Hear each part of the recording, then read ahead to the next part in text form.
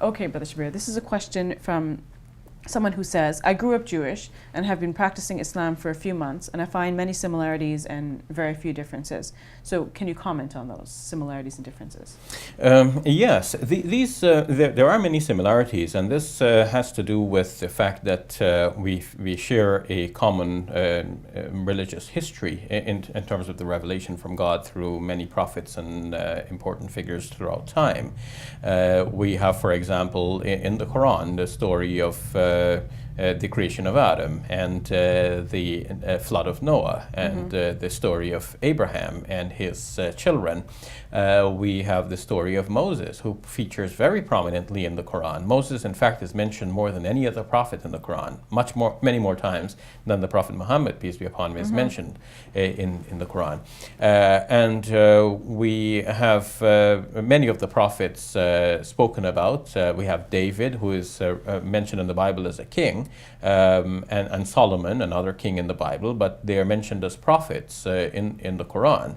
And so the Quran, in fact, enjoins upon Muslims to believe in all of these prophets. And these prophets are held to be very important people in Judaism and in the Hebrew Bible, which our Christian friends refer to as the Old Testament. So we have many of the same stories, many of the same important religious figures. What else is in common?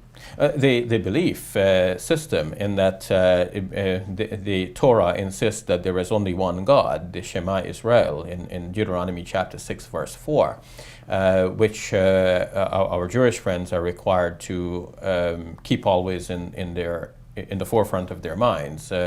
This clearly declares that there is only one God, and this is the declaration in the Quran as well. In the second chapter of the Quran, in the 163rd verse, it says, وَإِلَهُكُمْ إِلَهٌ وَاحِدٌ لَا إِلَهَ إِلَّا هُوَ الرَّحْمَنُ الرَّحِيمُ. And your God is only one God. There is no God but Him, the Beneficent, the Merciful One. So this seems to parallel the Deuteronomy passage, which is so important to the teaching of the Old Testament. Very quickly, what is different between Judaism and Islam? The main difference seems to be that the Muslims and Islam has accepted Jesus, on whom be peace, as a prophet and God's Messiah, and subsequent to him, the Prophet Muhammad, peace be upon him, as a prophet and messenger of God, whereas Judaism generally does not accept these two figures as teachers from God.